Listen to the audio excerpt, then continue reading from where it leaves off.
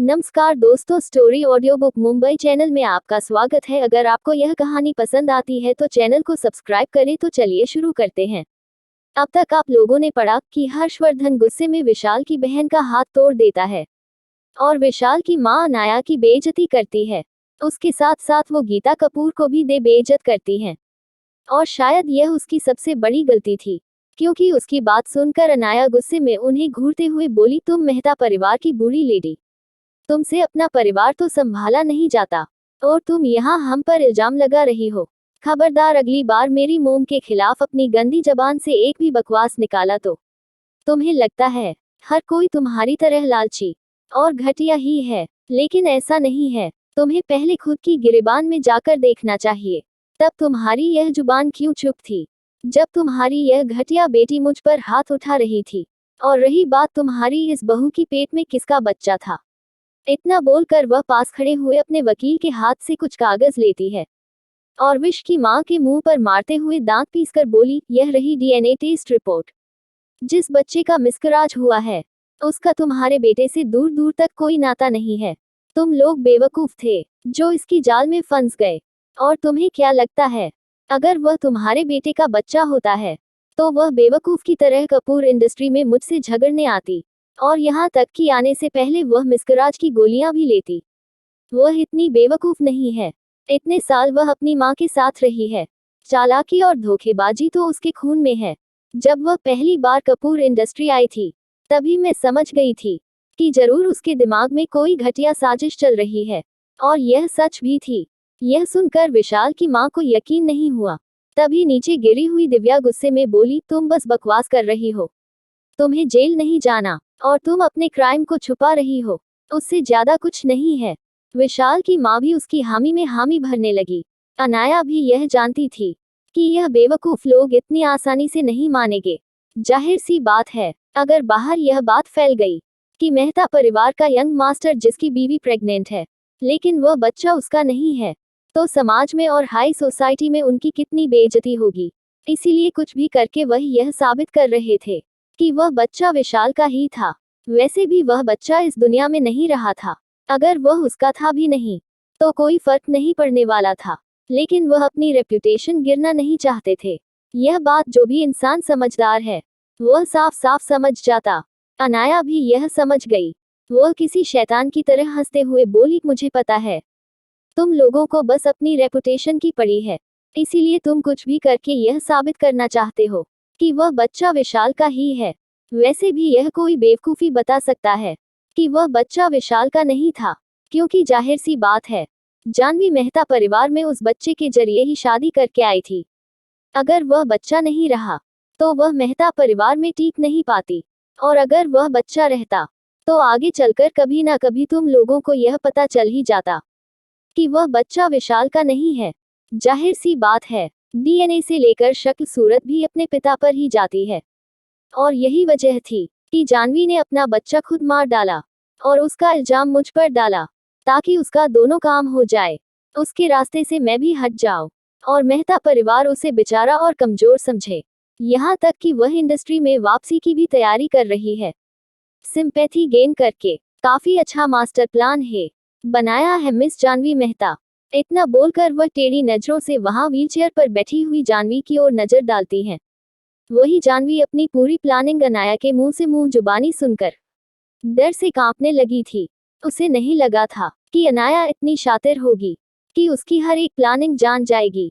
यहाँ तक कि जो चीज उसने किसी से डिस्कस भी नहीं की थी वह भी अनाया जानती थी, क्योंकि कोई नहीं जानता था कि जानवी वापस इंडस्ट्री में जाने की प्लानिंग कर रही है। उसमें खुफिया तरीके से कुछ डायरेक्टर के साथ बातचीत की थी, वह भी प्राइवेट वाली। मेरे रीडर स्मार्ट है, समझ गए होंगे खुफिया बंद कमरे की प्राइवेट प्लानिंग क्या होती है। जानवी जो बौखला चुकी थी वह ना में सिर हिलाते हुए बोली, तुम बकवास कर रही हो, ऐसा कुछ नहीं है। अनाया सारे एविडेंस सबूत पुलिस इंस्पेक्टर को देते हुए बोली, अब आप इसे डील कीजिए, मुझे इससे कोई लेना देना नहीं। इसने मुझे फंसाने की कोशिश की है, इतनी आसानी से मैं इसे छोड़ने वाली नहीं हूँ। फिर वह 2 कदम विशाल के पास गई और उसकी आंखों में देखते हुए नफरत से बोली, और तुम अगली बार किसी और को ब्लैकमेल करना, कहीं ऐसा ना हो कि ब्लैकमेल करने के लिए तुम्हारे पास पावर ही ना बचे। दुश्मन अपनी हैसियत के हिसाब से पालने चाहिए। कहीं ऐसा ना हो कि औकात से ज्यादा ख्वाब देखने से पैरों के नीचे से जमीन ही खिसक जाए। इतना बोलकर वह एक खतरनाक मुस्कान देकर वहां से चली गई। वही विशाल जिसे आज तक कभी किसी से डर नहीं लगा, वो हर चीज किसी भी कीमत पर हासिल करके रहता था, आज उसके अंदर एक डर की लहर दौड़ गई थी। एक तो अनाया का खतरनाक अंदाज, ऊपर से उसके आसपास का और जो हर्षवर्धन की वजह से था, क्योंकि हर्षवर्धन उसके पीछे ही खड़ा था और उसके आसपास का और दाग बना रहा था। विशाल को समझ नहीं आया कि उसके साथ क्या हुआ। थोड़ी ही देर में अनाया अपने लोगों के साथ वहां से निकल गई और अनाया के वकील ने जानवी मेहता पर ही केस करवा दिया। मर्डर करने की कोशिश के लिए वहां से उसे अरेस्ट कर लिया गया। मेहता परिवार भी अंदर ही अंदर खुश था, लेकिन वह नहीं जानते थे कि बाहर एक और तूफान उनका इंतजार कर रहा है, क्योंकि अनाया ने पहले ही बाहर रिपोर्टर को अंदर हुई सारी चीजों को मिर्च मसाला देकर बता दिया था, जिसकी वजह से पूरे देश में मेहता परिवार पर कीचड़ उछल रहा था। कोई कह रहा था कितना बेकार परिवार है, कोई कह रहा था उनकी ही बहू ने उनके बेटे को धोखा दे दिया, फिर भी वह उनकी साइड लेते रहे। कोई कह रहा था वह किसी और के खून को अपना कह रहे थे। यहाँ तक कि उनकी कंपनी पर भी बहुत ज्यादा इफेक्ट पड़ रहा था। कंपनी के शेयर होल्डर का कहना था कि जिसकी बीवी ही उसे धोखा दे दे और किसी और के बच्चे को अपने कोख में रखे और वह इंसानों से पहचान भी ना पाए, तो वह भला अपनी कंपनी कैसे संभालेगा। कुछ ही घंटे में मेहता परिवार के कंपनी के शेयर्स की प्राइस कम होने लगी थी। ऐसा लग रहा था जैसे मेहता परिवार बर्बाद होने की कगार पर हो। हर तरफ बसंत की बर्बादी की बातें ही हो रही थी और इसमें एक भाग हर्षवर्धन का भी था। हर्षवर्धन ने भी अपने रिसोर्सेस लगाए थे मेहता परिवार को बर्बाद करने के लिए, और यह भी विशाल मेहता की गलती थी। जाहिर सी बात है, जो हर्षवर्धन अपनी बीवी पर किसी की नजर तक बर्दाश्त नहीं कर सकता, उसे विशाल मेहता ने ब्लैकमेल करने की कोशिश की थी, यहाँ तक कि उसे पर अपनी गंदी नजरें रखी थी। तो भला हर्षवर्धन रावत उसे कैसे छोड़ देता। वहीं दूसरी ओर भवानी शेरगिल के स्टडी रूम का माहौल बिल्कुल अलग था। वो यह सारी न्यूज़ देख रही थी और गुस्से से बौखलाकर सारी चीज जमीन पर फेंक देती है और दांत पीस कर बोली, यह लड़की वापस बच गई, इसका तो कुछ ना कुछ करना ही होगा। वह बेवकूफ जानवी भी किसी काम की नहीं रही, इस बार मुझे खुद ही कुछ न कुछ करना होगा। इतना बोलकर वह गुस्से में अपने आदमी को चिल्लाकर बुलाती है और डरावनी आवाज में बोली, भैरो कहाँ है? कितने हफ्तों से उसने मेरा फोन तक नहीं उठाया, पता करो यह काम उसका था, उसकी वजह से अब तक यह बेकार लड़की जिंदा है और मेरे सिर पर तांडव मचा रही है। अगर वह अपना काम वक्त पर करता तो आज यह दीनता ही नहीं। तभी एक गार्ड सर झुकाकर बोला, माफ कीजिएगा मालकिन, हम कब से कोशिश कर रहे हैं, लेकिन भैरो का कुछ पता नहीं चल रहा। ऐसा लग रहा है जैसे वह कभी इस दुनिया में एग्जिस्ट ही नहीं करते थे। उनके बारे में कोई भी खबर कहीं पर भी मिल नहीं रही है। आखिरी बार वह रवीना दुबे से मिलने गए थे, उसके बाद से उसका कोई पता नहीं है।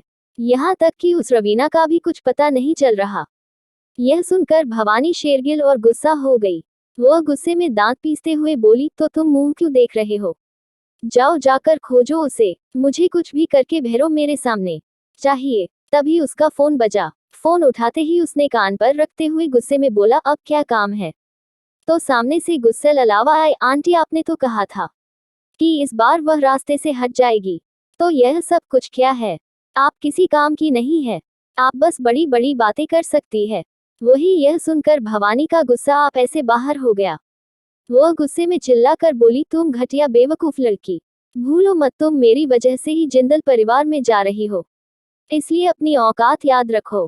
कहीं ऐसा ना हो कि मुझे तुम्हें तुम्हारी औकात याद दिलानी पड़े।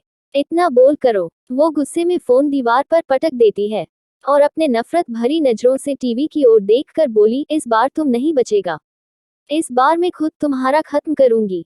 जैसे मैं तुम्हारी माँ को रास्ते से हटाया था, वैसे ही मैं तुम्हें ही हटाऊंगी। क्या अनाया को भवानी मार पाएगी?